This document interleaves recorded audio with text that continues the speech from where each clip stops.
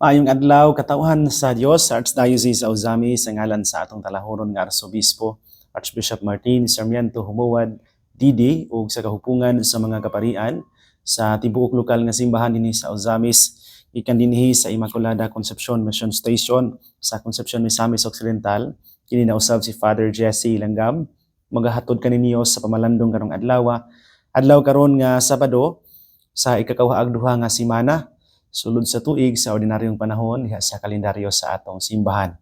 Setyembre 9, 2023. Ang ebanghelyo nga atong pamalandungan karong adlaw mga igsuon, atong putluon gikan sa ebanghelyo sumala ni San Lucas.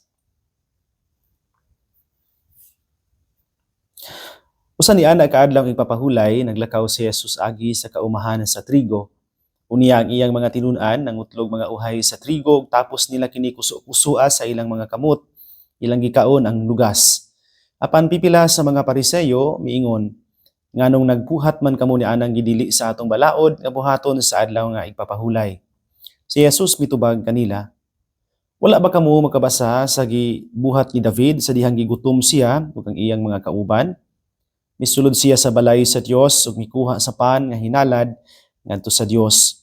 Unya mikaon siya niini ug ang iyang mga kauban, iya usab ang gihatagan sa pan. Apan gawas lamang sa mga pari, gidid-an ang tanan sa atong balaod sa pagkaon sa pan nga hinalad ngadto sa Dios.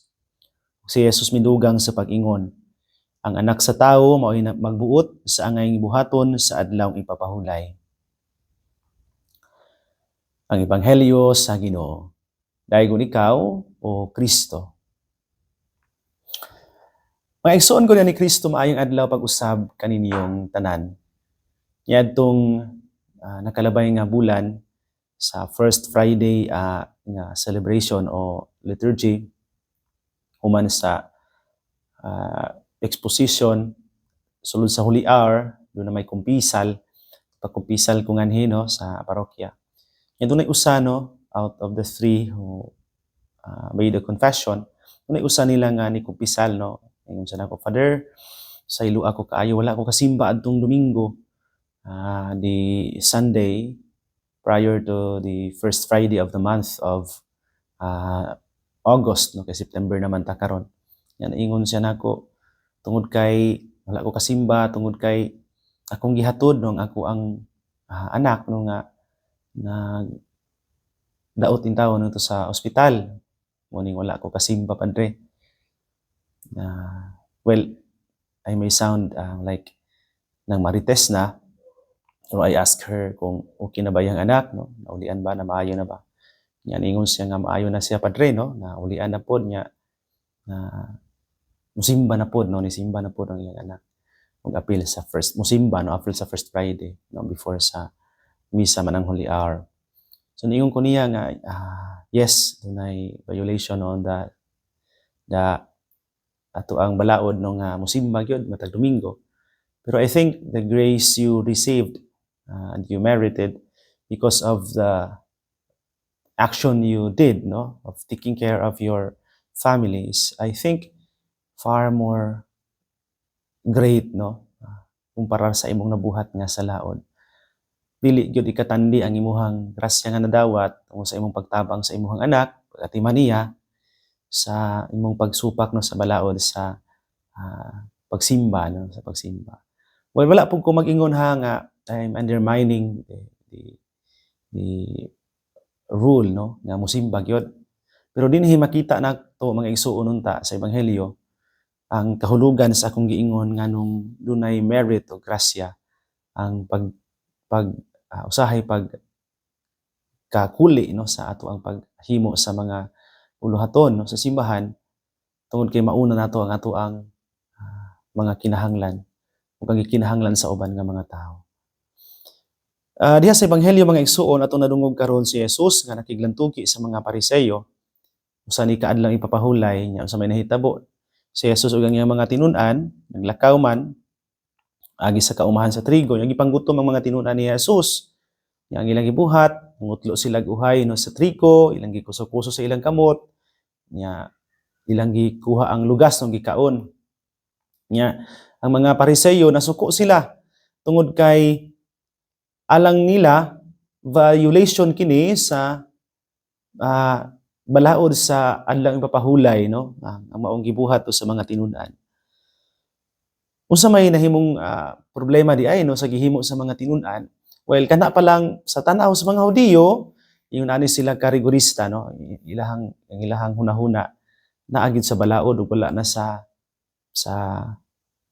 mga tawo nga naghimo niini. Ug gani tungod niini, tungod sa ilang karigorista, nawala na ang essence no sa balaod, which is for the common good of the people. Okay, para nako, mao man gyud na siya ang tuyo sa balaod, no? The law is always there to support the common good of the people, for the well-being of the people. Mao gyud na ang tuyo sa balaod. So alang nila sa mga Hudiyo, sa mga Pariseyo, ang gibuhat sa mga magtinun-an ni Jesus supak sa ilang balaod sa adlaw ipapahulay. Doon naman sila gihimo gud nga dili mga balaod, listahan sa mga balaod nga dili pwedeng himuon sa adlaw ipapahulay. So una, ang pagpangutlo pa lang sa uhay, ilang gi-equate, no, ilahang gisusama o gipariha sa pagpangani, no, og humay, no, o trigo, muning di gid pwede, no, dili man pwede mag-harvest. So para nila ang pagpangutlog uhay was equivalent to harvesting. Nya ilahang gikumot sa ilahang mga kamot, girab sa ilahang palad, which would be equivalent to threshing, kana bang murag thresher, no, sa kining uhay, no, sa trigo. Plus ginigkumot adto nila sa ilang palad, separate man ang lugas sa kining mga uhot, no, mga kining tipaka, no, sa humay o sa trigo. Ito hupo nila, and that would also be equivalent to winnowing kung kining pagpapalid, no. Din papaliran ang itong mga ang tipaka o tipasi, no, sa trigo. So tulo na to daan, no, kaning picking, which is equivalent to reaping o harvesting, katong rubbing, which is also equivalent to threshing, dayon kining kining pagtayhop sa panit, no, sa lugas ng trigo, nga equivalent sa winnowing kung pagpapalid. Plus ila pang gigunitan sa kamot, which is equivalent also to bearing something, no, bearing a burden, kanang gapasan ba og bugat nga palasonon. Pero inana sila kay stricto, no, inana sila kay stricto. And plus ikalima pa gyud kining pagkaon, no, sa pag-prepare og pagkaon sa adlaw ipapahulay. Tungod kay mga Hudiyo naanda nila nga dili sila magluto og maganda mong pagkaon sa tibuok sulod sa adlaw ipapahulay, no, kay para nila yung anak kabalaan ng adlaw ipapahulay, no. Pero makita nato dinhi karon mga igsuon ang kung usa nga klase ang Ginoo, ngani ata siya nga tag-iya sa rest day, na siya nga nag-institute nining adlaw ipapahulay. Mupatigbabaw unta gyud, no. Gusto ni Jesus nga ang iyang mga tinun-an kita magkasabot sa lintunganay sa dugukan nganong naay balaod, no, sa adlaw ipapahulay for the preservation of the good of the people, and the rest, the Sabbath day is supposed to be a day for them to continually thank the Lord, no, for His blessings, no, kana bang pasalamatan ng Ginoo sa iyang kaayo, niya sa iyang kabuhatan, pinaagi sa iyang adlaw ipapahulay, mapadayon ang iyang pagpaningkamot, pagpakita sa iyang kaayo nga sa uban. So balik ko nako, gipakitaan sila karon ni Jesus nining ilang sayop, no, sa ilang pagkarigorista by mentioning, Jesus mentioned to them an event, no, in the past where David gigutom pod kauban sa iyang mga kauban, nga nanulod sila sa templo sa Dios, nangaon sa pan nga gihalad dito sa templo. Sa balaod nila nga mga Pariseyo dili pwede mo kaon ng sibisan kinsa gawa sa pari, no, sa mga gihalad, no, sa templo. Pero nikaon si David.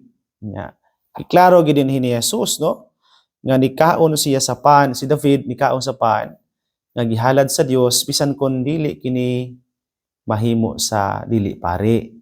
Ang punto lang gyud ni Jesus aron pakit-on sa ilang sayop nga pagsabot sa adlaw ipapahulay ang mga Pariseyo.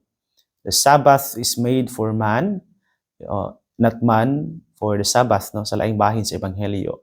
Nya di sa ebanghelyo karon the Son of Man is Lord even of the Sabbath, no nga masabtan unta sa mga Pariseyo nga ang gihimo sa iyang mga tinun-an dili supak sa balaod sa adlaw ipapahulay kay nagkinahanglan man sila no sa ilahang pagsabot og kaluoy tungod kay gigutom in tawo ng mga tinun-an no, sa Ginoo.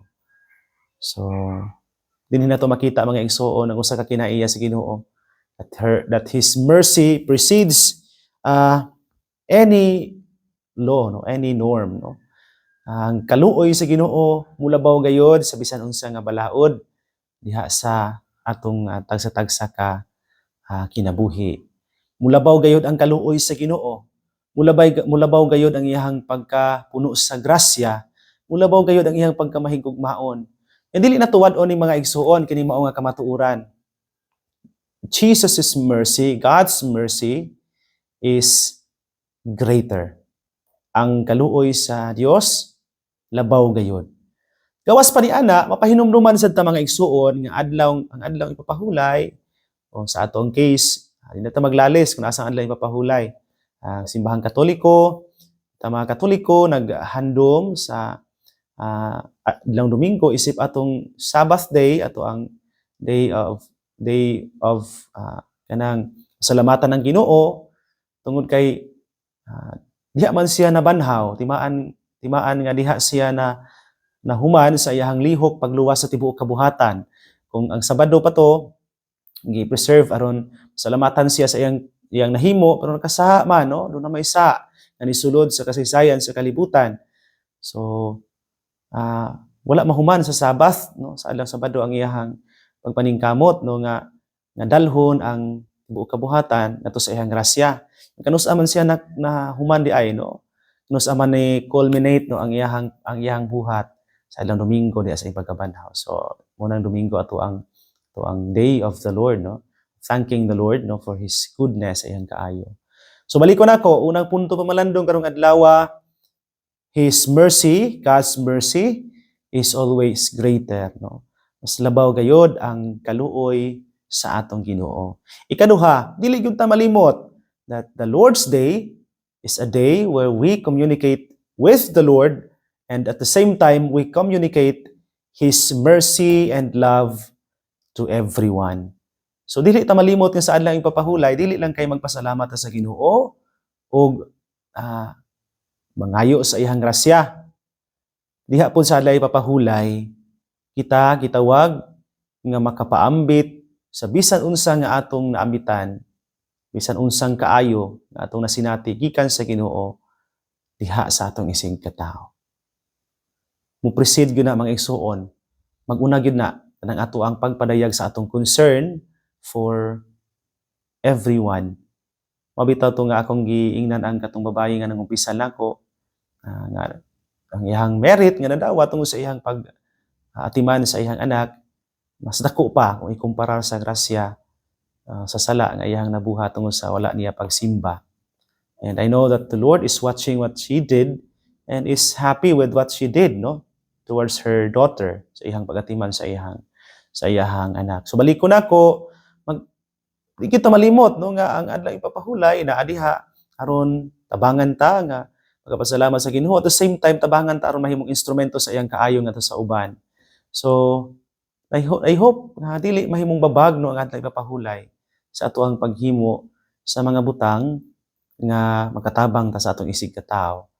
Lahi ra pud nang di na pud mosimba kay aron kay naidaghang mga rason o hinungdan nga lahi na pod usahay alang na gyud sa personal nga interest anang sa personal nga gain. So lahi ra gyud ha ang kanang mutabang no sa uban alang sa ilahang well-being. Diya po to'y kausa no nga naka-encounter ko usa ka mao gihapon nga scenario nga wala siya kasimba tungod kay iyang gida ang iyang binalayi ato sa ospital kay mga nakay nya nindot kay maayo rang pagpanganak nya safe ang mama ug ang anak no ang gisabak no nga sa delivery no. Pero wa siya kasimba pero ako sa giingnan nga the grace you will receive no because of what you did sa imong pagdala sa imong binalayi nga sa ospital nya nagtatawo ang bata nga iyang gisabak nga maayo sad siya dako na nga grasya, no? Dunay dako nga grasya nga nagpaabot alang nimo. So balik ko nako, every norm, every rule is supposed to be walay lain nga tumong for the common good, for the well-being of the people. And remember, it is in the Sabbath where God reminds us of the greatness of His mercy, iyang kaluoy, iyang pagkamaluluhion, o ang atong tawag nga mahimong instrumento sa iyang kaluoy at ngadto sa uban. Hinaot paunta. Mga igsuon ko diha ni Kristo, dinhin na lang kukutob apan sa dili pa nako tapuson kining pamalandong. Sorry kaayo, dili kay ko kalingi tungod kay sakit kayo ako ang liog, nag-stiff neck tungod kay gahapon tibok gabi nagbilar gid mi, no, aron sa pagpangandam sa atong yaging gabi pa day, no, that it was Thursday evening nagbilar mi aron nga mangandam pagsaulog sa birthday sa mahal nga inahan Santa Maria, kahimo mi sa 2,000 Hail Marys, no, which supposed to be among ginabuhat nga devotion kada first Friday of the month, no, pero among gipalahi, no, nga malahi siya at karong bulana sa bulan sa September kaya among gitumo nga mahimong pamaagi sa pagvigil for the birthday of Mama Mary. So tibok abi nga way tug nya napanuhutan tingali ni akong liog mo ni nga karon sakit kaayo, no, kanang stiff neck panuhot gyud sakit siya kaayo. But anyway, again, salamat kaayo, no, sa inyong makanunayon nga pagsunod ug pagsuporta kanato nining atong programa. Akong mga panghinaot nga unta ang Dios magapanalangin ug magabulig nining adlaw Sabado kaninyong tanan nga anaa sa inyong tagsa-tagsa ka mga panimalay na kay sikay, no. Happy weekend kaninyong tanan. Unang-una akong greetings sa mga nahimong kabahin aron magmalampuso ng amuang September 8 celebration on the feast of the Nativity of the Blessed Virgin Mary. Akong pasalamat. Unang-una, pasalamatan ako ang mga sakop no sa Parish Pastoral Council, pinanguluhan ni Nanay Luisa Tormis, ang sakop sa Parish Finance Committee, pinanguluhan ni Pari Domingo Gayola, sakop ang pundok sa Legion of Mary, pinanguluhan ni Ma'am Rovilin Ikaw, ang pundok sa Sacred Heart, pinanguluhan ni Ma'am Girly Hinutan, uban sa pundok sa lectors o cantors, ang pundok sa choir, no, pinanguluhan sa ato ang gitarista si Ate kining singala na ni nalimot ko sa iyang apelyido, no, o pangalan. Salamat kaayo atong katikista po, no. Salamat po kaayo sa mga katikista kang Ma'am Nanay Vilma Sincunyege and sa ilahang pundok, no, sa mga lay ministers, sa mga Knights of the Altar, sa mga batanon, pinanguluhan ni Ma'am Janely Luquias. Salamat kaayo, no, sa kalampusan sa atong gihimo ni atong gagahapong adlaw, no, sa atong pagsaulog sa birthday ni Mama Mary. Salamat po sa mga nag-donate, no, para makaandam tag pamahaw no gahapon, no, salo-salo. Salamat kaayo ninyo, no. Dili na ako matagsa-tagsa no ang inyong mga ngalan, pero salamat yun kaayo ninyo ang mga representatives sa GSK 1 ngadto sa GSK 5 na nakaihaw pud gahapon og dako-dako nga baboy, no. Gikan ko to sa kumbinto, no, nga akong gibuhi pod para sa maong okasyon. Kaluyan po nga nitubo gid siya, no. Salamat kaayo. Salamat po sa mga naghatag og mga dugang pagkaon, no. Labi na gid sa mga nag-donate, no, kang Ma'am Rose and Jesus and family, sa Ma'am Aida sa pamilya ni Ma'am Aida kining umandam, no. Salamat kaayo sa pamilya Rudas, pamilya Luquias, pamilya Aranas, pamilya Hinutan, sa pamilya Burungan, salamat, no. Sa pamilya Baluyos, salamat kayo ninyo, no, mga taga-Concepcion. Salamat usab sa makanunayong suporta sa ato ang inahan sa lungsod, no, kang Mayor Jesse Vinia ug sa pundok sa mga SB members. No, salamat kayo kang Vice Mayor Ronel Montipon, sa mga konsehales kang Konsehal Rudas, kang Konsehal Ponce, Konsehal Kabasag, Konsehal Luquias, kang Konsehal Lumbay, Konsehal Montipon. Salamat kaayo ninyong tanan nga kang Konsehal Wancho, no, salamat kaayo. Kaninyong tanan mga taga Concepcion nga sugi kayo nato no paminaw po nini programa nini pamalandong, salamat kaayo ninyo. Sa mga namino nato diha sa Uzamis, no, salamat kaayo ninyo diha, no, sa pamilya ni Sir Alan Ma'am Chris Lubitania, kang Sir Dadong Mabeni Kanunio, Tatay Bayan o Nanay Rafael Estosi and family, Nanay Helen Novo and family, kang Dr. Lady Kuya Aldrin Perez and family mo, sila mga anak, kang Adriana, kang Paula, kang Japoy, Nanay Angie Isapero, sa pamilya Kong, sa pamilya Baran, sa pamilya Takan de Los Santos Ubedes Caruso, sa pamilya Tumataw, sa pamilya Oringot, salamat kaayo. Kapitan Daniel Asok and family, kang Ma'am Emma Filipino and family, kang Ma'am Maris Hukson and family, salamat. Kang Nanay Dora Liagas and family, sa pamilya Lahay-Lahay, no, kang Ma'am Board Member Emil Lahay-Lahay, kang Ma'am Josie Lahay-Lahay, Ma'am Juday Lahay-Lahay, salamat kaayo. Kang sa pamilya Lagat, Auman, Hermoso, sa pamilya Primasyo, Kalimpusan, salamat. Sa pamilya ni Ma'am Nida Munoz, Primitivo Elena Lausa, kang Ma'am Emma Tuba, kang Kuya Richard Bation and family, sa pamilya Bahian, Johnson, Amparado, Macabio, Villan, Laranjo, salamat kaayo. Nanay Rosie Maghano and family, kang sa pamilya ni kang Alfaro Cañete and family, kang Parijul Marsigi and family, sa pamilya Alforque, salamat, no, kang Sir Sanig Mambebineri, kang Kuya Sanig at Marites Suaminal, salamat. Kang Ma'am Cheryl Kanda and family, salamat kaayo. Kang na Ma'am Janice Sinilong, Ma'am Evelyn Di Gracia, Ma'am Evelyn Parides, salamat kaayo. Kang Nanay Grace Pang-an and family, salamat. Kang Jose Igay Jr. and family, kang Tito Nick Mamining Pasitaka and family, kang Kuya Luloy Lumakad and family, kang Tatay Boy Nanay Konsing, kang Ate Joy Idol and family, salamat kaayo. Sa pamilya Cos Diaz Panaon, salamat kaayo. Kang Ma'am Lucy Carmelo and family, kang Ma'am Lizette o Julius Bungabong and family, kang Kuya Antonio Ati Allen Go and family, kang Ati Cheche Iyap and family, kang Sir Ryan o Ati Anging Oliveros and family. Mga igsoon nini na lang kukutob, ayog kalimot, ang pulong sa Dios ang ngayan gayud nga pamation, pamalandungan o paningkamutan nga mapuy-an. Mulahan ang tawo nga naningkamot magpuyo sa pulong ni Jesus, isama siya sa kakahon nga gitanumdaplin siya sa pa, kan sa mga dahon, bisan kunting init dili gayud malaya. Utimpo sa ting bunga muhatag usab sa kanunay maayong bunga. Igsoon, ugma na usab uban sa panabang ug pangamas atong mahal nga inahan si Santa Maria, atong gitawag mga misamisnon ug ang birhen sa kuta. Ang Dios sa kanunay magapanalangin unta kaninyo. Sa ngalan sa Amahan, sa Anak, ug sa Espiritu Santo. Amen. Magamping ug magampo kanunay igsuon og happy weekend.